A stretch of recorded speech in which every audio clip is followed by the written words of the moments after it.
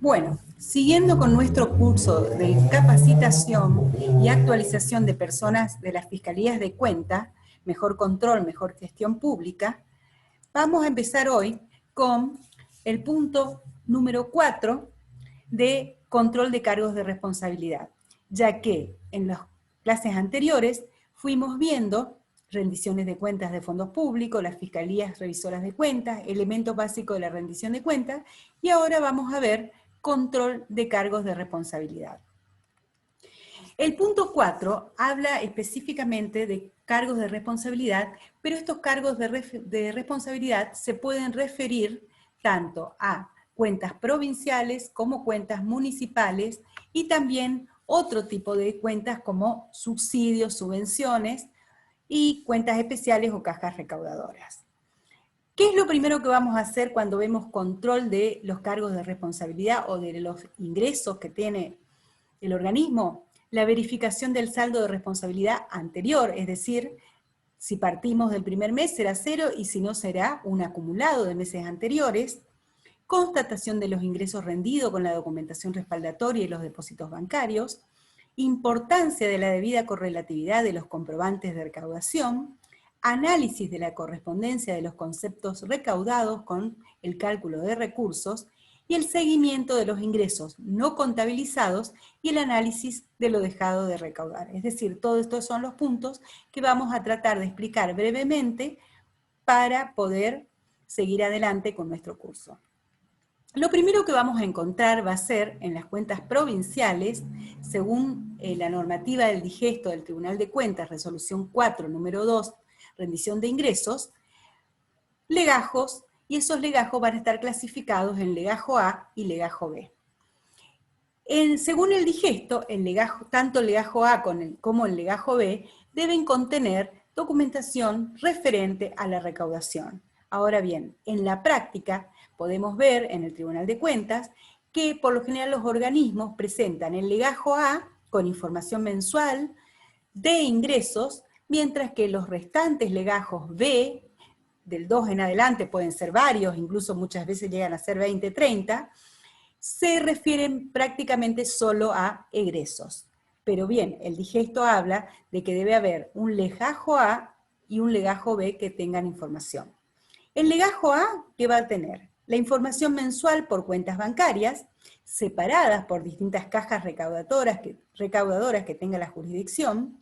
En caso de organismos descentralizados con recursos propios, se presentarán por legajos separados de acuerdo al cálculo de recursos de los mismos, y se va a integrar este legajo A con el resumen general de ingresos, el estado de responsable, del que vamos a hablar bastante más en detalle después, el estado de ejecución del cálculo de recursos, que también nos vamos a explayar un poco más, la conciliación de las cuentas corrientes bancarias, el detalle de valores y documentos a cobrar, y también en el legajo B vamos a tener una planilla de ingresos en la que deberá constar la fecha o periodo que abarca, el número correlativo de los recibos extendidos y aún de los anulados, incluyendo los ingresos de cada unidad de organización, nombre del contribuyente o deudor, importes discriminados por conceptos totales, firma del tesorero recaudador y del responsable de cada unidad de organización e intervención del cuentadante, como también recibos y o boletas de recaudación que deben reunir los siguientes requisitos. Encuadernación impresa en talonarios con numeración impresa, correlativa, confeccionados en triplicado, membrete de la repartición que los otorga, nombre del contribuyente o depositante, importe ingresado en letras y números, el detalle de los importes ingresados discriminados por conceptos, lugar y fecha en que se otorga, y la firma del cajero, tesorero o recaudador debidamente autorizado para ello. Recibo anulado, si existe, deberá juntarse también en la rendición. También vamos a tener que tener en cuenta que pueden haber otras cosas en el legajo B, como las notas de crédito bancario que justifiquen los depósitos y la documentación probatoria de las transferencias de fondos. Ahora, en las cuentas municipales, que también presentan sus ingresos, la documentación que se va a presentar va a estar contenida ya en documentación un poco más general, como el balance de tesorería mensual, un balance de comprobación de sumas y saldos, conciliaciones mensuales y extractos bancarios, planillas de movimiento, de la coparticipación comunal, cuadro de recepción de recursos, planillas de bancos, actas de arquivos de caja, talonarios de recibos y a partir de la cuarentena con la pandemia que es de público conocimiento, el Tribunal de Cuentas acepta también la presentación digital de rendiciones de cuentas municipales y para ello está normado esa presentación en las resoluciones número 45-2020 y 46-2020 del digesto del Tribunal de Cuentas. Otros fondos públicos, dijimos que también puede haber subsidios o subvenciones. La normativa del digesto del Tribunal de Cuentas habla en la resolución 4, número 6, y dice que deben contener las rendiciones de ingresos, recibo de percepción del subsidio, copia del dispositivo que autorice el subsidio, planilla discriminativa ingresos y egresos, comprobantes, y también hay un subsidio en especial que tiene una cuenta especial y toda su normativa que está discriminado en la resolución número 4 por el número 6 y está como debe rendirse en el anexo número 1. El estado de cargos de responsables, dijimos que íbamos a hablar un poco más. Y lo primero que vamos a hacer entonces es la verificación de la coincidencia del saldo de responsabilidad al inicio del periodo con el saldo de responsabilidad al cierre del periodo anterior. Para eso, lo primero que vamos a encontrar en la rendición va a ser un estado de responsable en una planilla que tiene dos partes, un detalle con un debe y un haber, y donde se van a inscribir el saldo anterior, si hubiera, ¿no es cierto? Si es el mes de enero sería el saldo 0, si hay un mes siguiente, el mes de febrero, por ejemplo, ya va a tener acumulado el mes de febrero, el mes de enero, y va a tener las sumas recibidas según el detalle de las cuentas de presupuesto, de fondos permanentes, de fondos especiales, la cuenta de residuos pasivos, tanto del año anterior, inmediato anterior, como de los 2 años anteriores.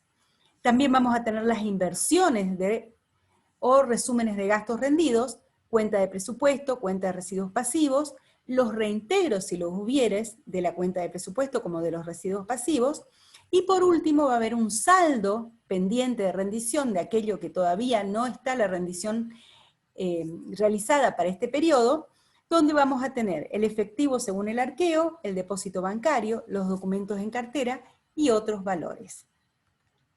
También vamos a tener que constatar los ingresos rendidos en el periodo. ¿Qué vamos a tener del periodo? Sumas recibidas en el periodo que se rinde, órdenes de pago emergentes de órdenes de contabilización por pagos registrados directamente por la Tesorería General de la provincia.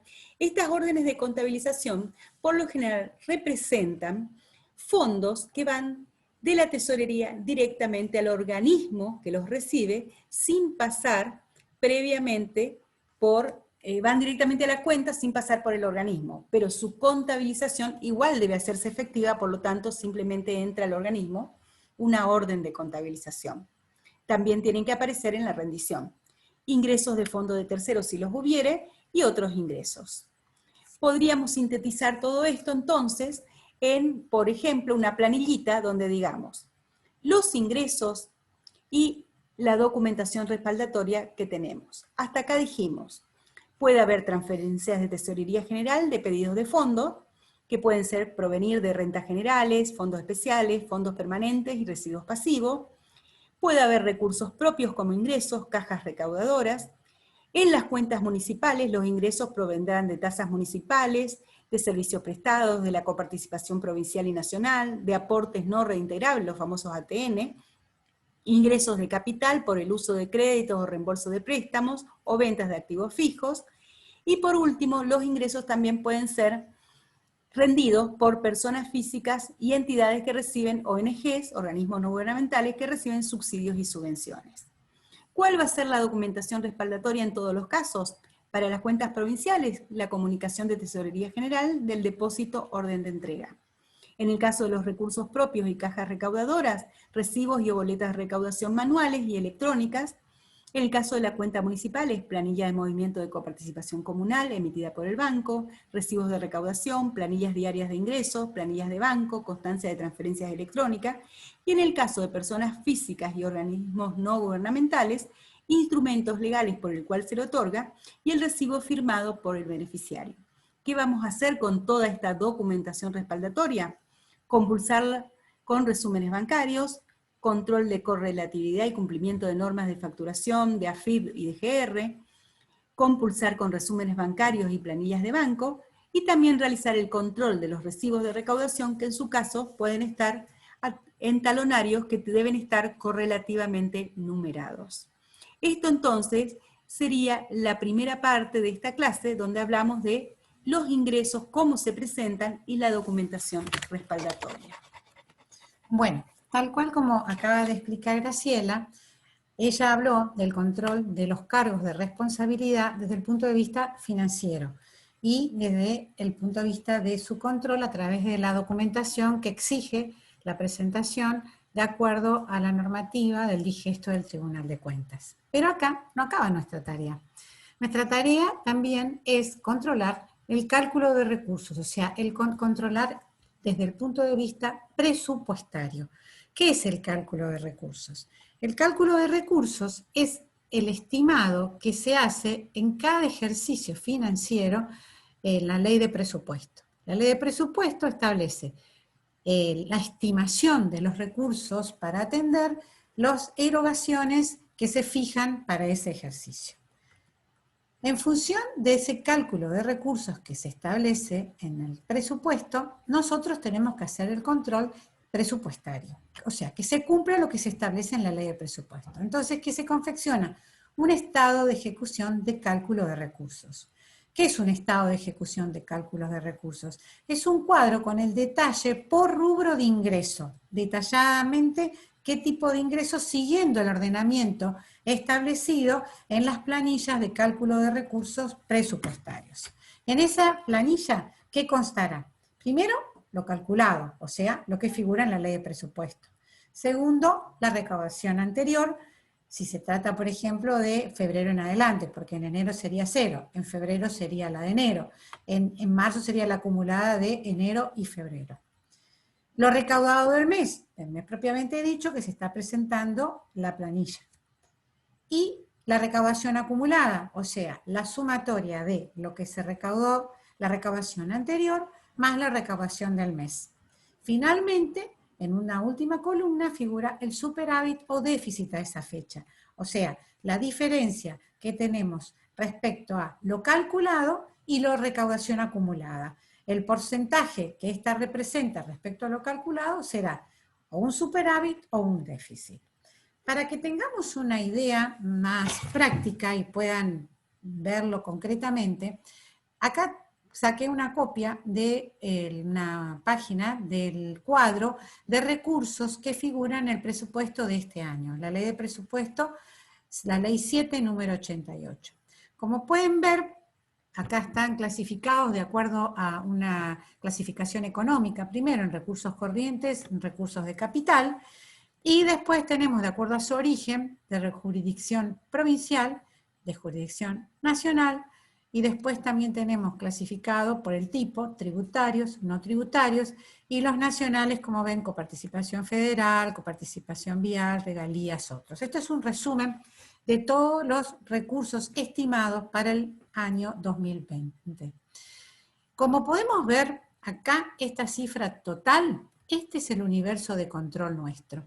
91.735.800 millones de pesos, porque esto está en miles de pesos. Entonces, esta cantidad de recursos es lo que va a ingresar a las distintas áreas del tribunal a través de todas las fiscalías y de todas las cuentas que tenemos, y cada uno de nosotros tendrá que hacer el control de esos ingresos, ya sea en las áreas de administración central y organismos descentralizados, en las áreas de municipalidades, en las áreas de subsidios generales, de comedores, de escuelas privadas. Cada ingreso se tiene que controlar por las distintas áreas del tribunal. Yo, acá, esa planilla, para que ustedes puedan apreciar, en el presupuesto, a su vez, tiene planillas más detalladas del destino que tiene esos recursos. Yo les quise traer acá un cuadrito, un ejemplo, con respecto a el estado de ejecución de recursos de la cuenta del Programa Nacional SUMAR, que es el programa que está en el Ministerio de Salud Pública, que es el organismo que actualmente yo controlo, para que ustedes tengan una idea de cómo es la planilla de ejecución de cálculo de recursos. ¿Qué hacemos primero? Verificar en el presupuesto cuál es el recurso estimado. Este programa nacional, que se dedica a la atención de personas que no tienen ni obra social ni prepagas, desde las embarazadas a los niños y hasta las personas hasta 65 años, se atienden con recursos que vienen tanto de origen provincial como de origen nacional. En esta planilla vemos el calculado que le va a transferir la provincia a este programa nacional, que a la unidad gestora, que es UGSP, Unidad Gestora de Salud Pública, del Plan SUMAR, le va a transferir estimadamente 23.091.000. Y en el cuadrito que continúa, en financiamiento, porque el programa nacional también recibe fondos nacionales. Acá tenemos la unidad de gestión del programa SUMAR, va a recibir por fondos nacionales 130.846.000. Entonces, pasamos al cuadro. En este cuadro, como lo expliqué anteriormente, vamos a tener de un lado el monto calculado. En este caso tenemos las remesas de administración central, o sea que transfiere la provincia a la UGSP, el cálculo, como les mostré recién, por 23.091.000. Y va a recibir de financiamiento por aportes del Ministerio de Salud de la Nación 130.846.000, o sea, coincide con lo que acabamos de ver en la ley de presupuesto. Acá dice Plan Nacer porque se mantiene todavía la forma de nominarlo antigua, porque surgió el Plan SUMAR como Plan Nacer y después se fue acumulando de distintas categorías de personas y por eso se llama SUMAR. Como vemos, la primera entonces buscamos que coincida, controlamos que coincida con el presupuesto.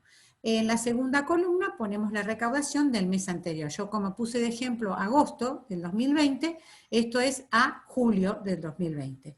Tenemos acá que en la remesa de Administración Central se recaudó hasta el mes de julio 54.533.990,89. Y las remesas de Ministerio de Salud Pública de la Nación fueron por 663.877.040,46.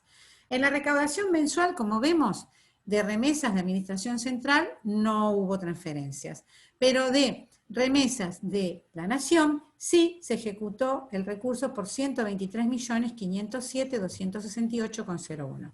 Entonces, en la columna de recaudación acumulada es la sumatoria de las dos anteriores. En esta queda el 54.533.990,89 y en la otra 287.384.308,47.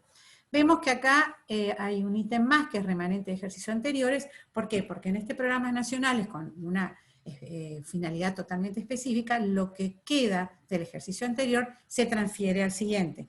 En este caso, agosto, todavía no se ha emitido de parte del presupuesto el dispositivo correspondiente para que se registre el remanente, pero sí existe. Así que en agosto, en septiembre posiblemente ya se registre.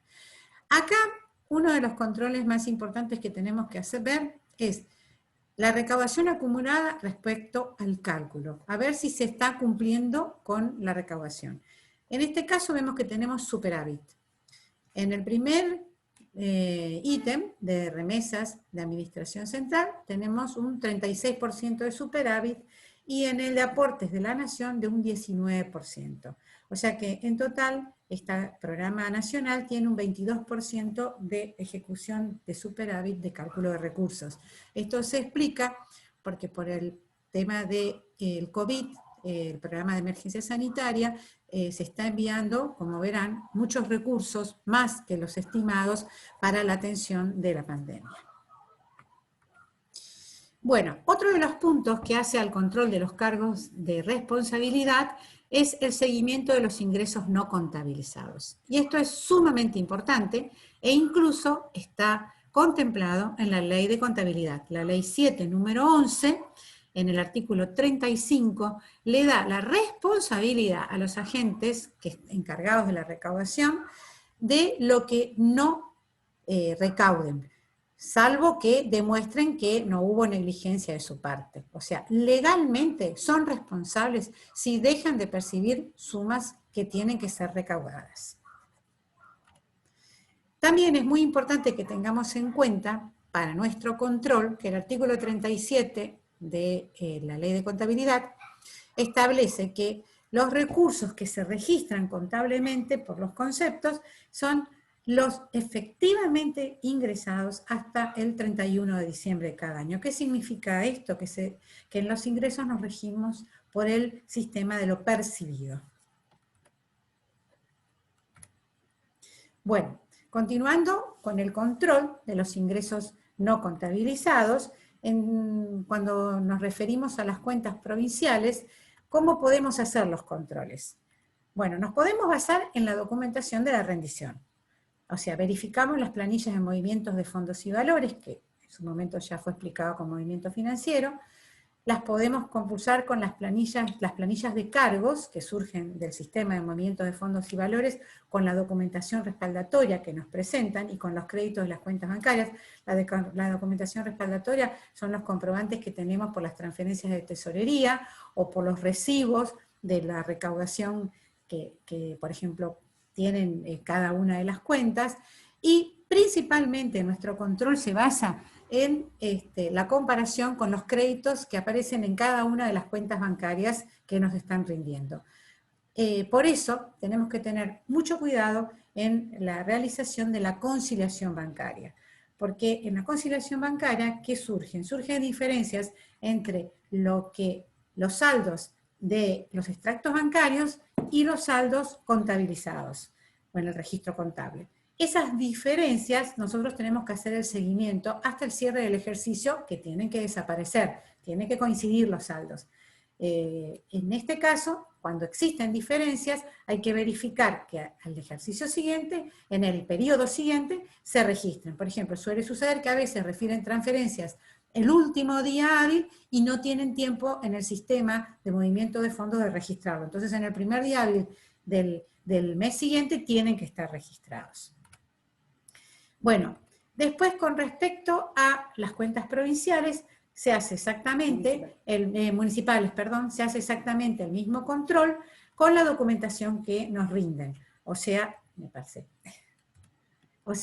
con el balance de tesorería, las planillas diarias de ingreso y las planillas de banco, también se hace el control cruzado con la documentación y se realiza la conciliación bancaria. La documentación acá se basa mucho más en los talonarios de recibos de la recaudación y en las planillas que puede haber de transferencia de fondos por transferencias, por cobro a través de tarjetas. Se ha modernizado mucho la forma de cobro de las municipalidades. El análisis de lo dejado de recaudar, acá quise traer a colación dos ejemplos para que se vea la importancia de que es realizar el análisis de lo dejado de recaudar. Yo soy fiscal del Ministerio de Salud Pública y una de las cuentas especiales que tengo es la de arancelamiento. En la cuenta de arancelamiento se reflejan los ingresos por los cobros que se realizan a las obras sociales cuyos afiliados se atienden en los hospitales. Cada hospital tiene derecho a facturarle a los afiliados a las obras sociales los servicios que le presta. Eso cobra cada uno como un ingreso del periodo y lo utiliza, de acuerdo a una legislación especial que existe de arancelamiento, para determinados fines de ese hospital, de ese efector, como se llama. Entonces, dentro de la rendición que tengo de arancelamiento, una de las planillas muy importante, que es el anexo 1, es el de los documentos pendientes de cobro, que son todas las facturas que se le han realizado a las obras sociales y que las obras sociales todavía no las han liquidado y no las han pagado. Me he encontrado muchas veces con facturación muy antigua y que por determinados inconvenientes que han tenido, no se ha cobrado. Obviamente se ha solicitado auditorías y le he efectuado un seguimiento, porque ellos tienen dentro de la legislación establecidas varias herramientas de cobro para intimar a las obras sociales que aporten e incluso realizar a la Superintendencia de Obras Sociales denuncias y hasta llegar a un certificado de deuda que se le remite a Fiscalía de Estado para que se ejecute. También tenemos el caso de las cajas recaudadoras. Otro ejemplo, por ejemplo, la caja recaudadora de transporte. En esa caja se cobra a las empresas de transportes una tasa anual.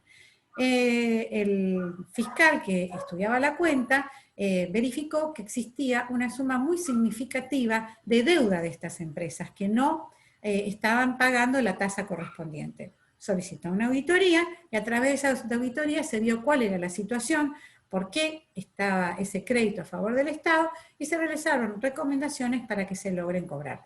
O sea, como se ve, es muy importante nuestro control. No solo en el caso de los gastos que verificamos siempre, que esté toda la documentación, las facturas, todo, sino en lo que cada peso que le corresponde al Estado debe ser cobrado. Y tienen que realizarse el seguimiento de esa ejecución de recursos minuciosamente desde este punto de vista. Bueno, y ahora, como siempre, nos gusta reflexionar un poco con alguna frase. En este caso, creemos que es importante por la etapa de pandemia que estamos viviendo, que realmente nos tiene a todos en vilo y no sabemos muy bien qué es lo que va a pasar. Esta frase del presidente Fernando Enrique Cardoso, que dice: cuando esperamos lo inevitable, sucede lo inesperado. Y él se basó en una frase del economista Keynes, que decía: lo inevitable nunca ocurre, siempre ocurre lo inesperado. Así que siempre tenemos que estar preparados con todas nuestras herramientas para ocuparnos de lo inesperado.